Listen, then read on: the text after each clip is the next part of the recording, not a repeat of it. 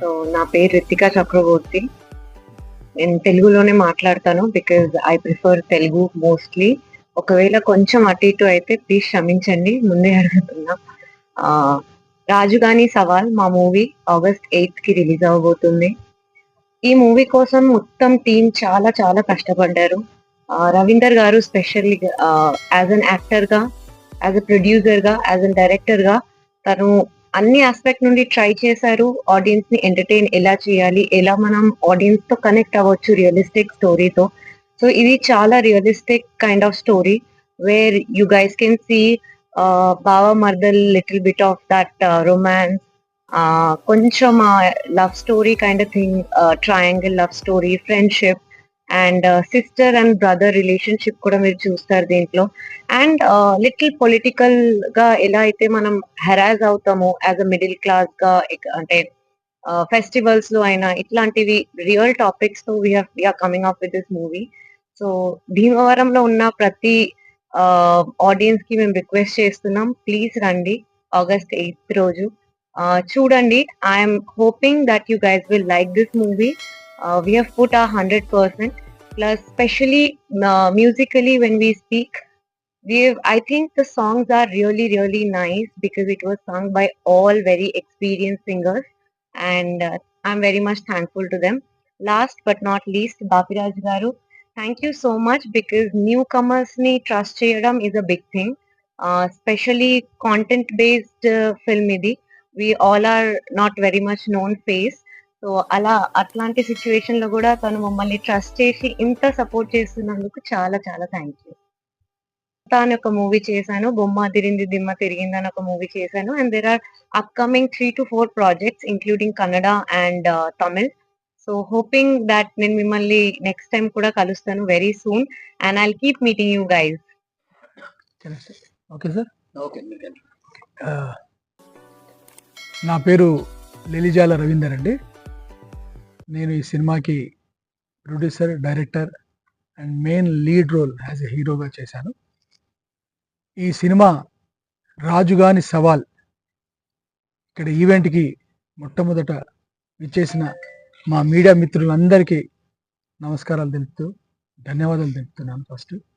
అలానే ఈ ఈవెంట్ని ఆర్గనైజ్ చేసిన బాపిరాజు గారికి, వాళ్ళ టీం మెంబర్స్ కూడా ఫస్ట్ వాళ్ళకి వెల్కమ్ అండ్ ధన్యవాదాలు చెప్తున్నాను.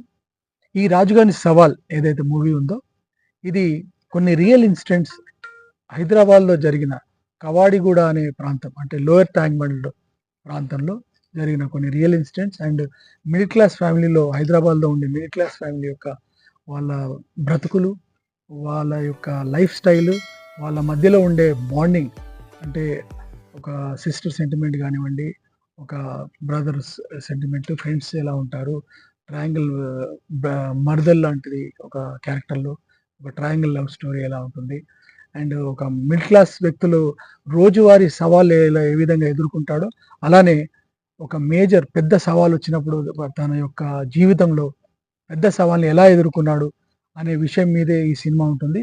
ఇది రియల్ కంటెంట్ బేస్డ్ మూవీ అండి. దీనికి మన యశ్వంత్ నాగ్ గారు, చౌరస్తా ఫేమస్ యశ్వంత్ నాగ్ గారు మ్యూజిక్ ఇచ్చారు. రామ్ మిర్యాల గారు, అనురాగ్ కుల్కర్ని గారు మంచి మంచి పాటలు దీనికి పాడారండి.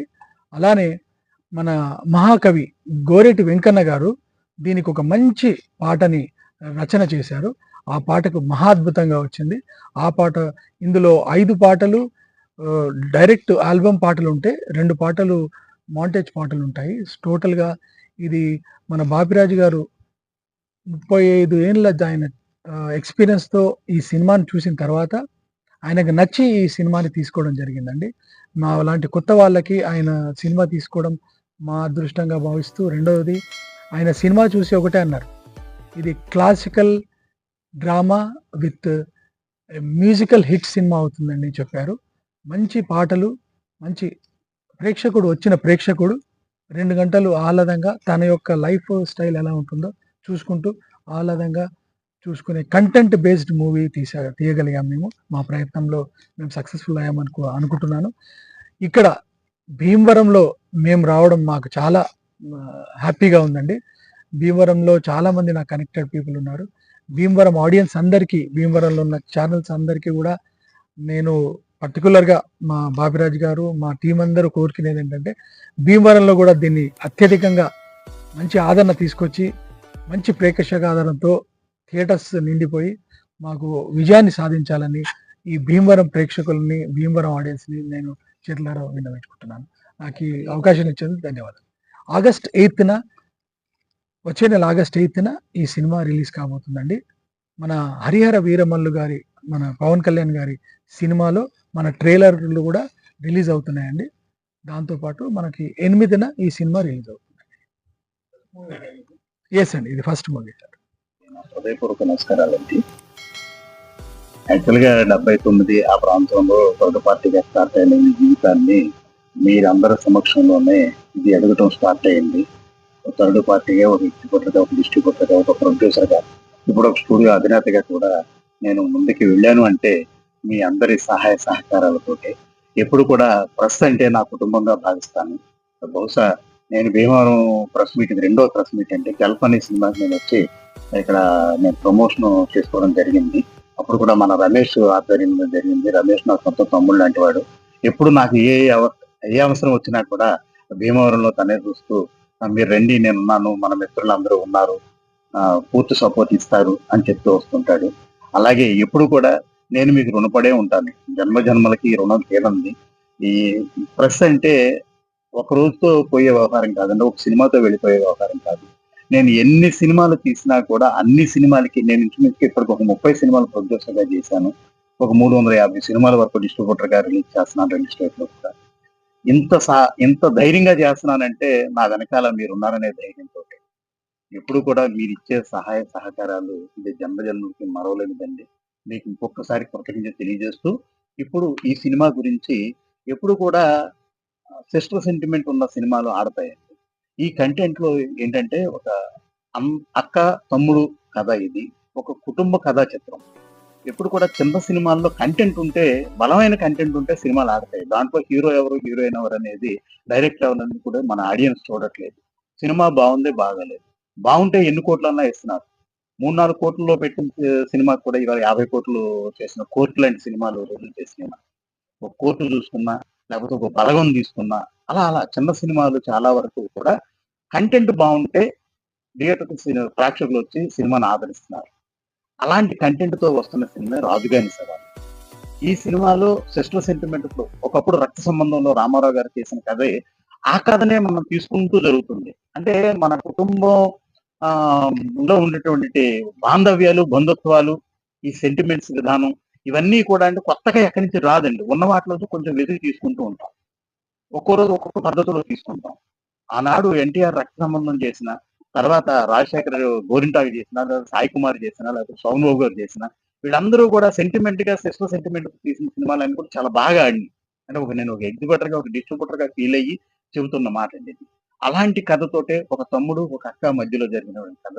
లేకపోతే ఒక మగమహారాజు చిరంజీవి గారు చేసినటువంటి సినిమాలో ఒక ఫ్యామిలీ కోసం ఒక హీరో ఎంత తపన పడతాడు, ఎంత పోరాడతాడు, చివరికి ఆ ఫ్యామిలీని ఎలా రక్షించుకోగలుగుతాడు అనేది ఒక మగమహారాజు. ఇలాంటి సినిమాల కుటుంబ కథా చిత్రాలు చాలా బాగా ఆడిన రోజులు మన తెలుగు ప్రేక్షకులు ఎప్పుడు కూడా కుటుంబ కథా చిత్రాలను బాగా చూస్తూ ఉంటుందండి. అలాంటి దాంట్లోంచి ఒక చిన్న కథగా తీసుకుని మన హీరో కమ్ డైరెక్టర్ గారు రవీంద్ర గారు ఈ సినిమాని చాలా అద్భుతంగా చేశారండి. ఈ సినిమాలో ఇద్దరు హీరోయిన్లు ఉన్నారు. ఒక అమ్మాయి అనుకోకుండా ఏదో ఎగ్జామ్ ఉండటం వల్ల అమ్మాయి రాలేకపోయింది. ఇప్పుడు రితికా చక్రవర్తి వచ్చింది.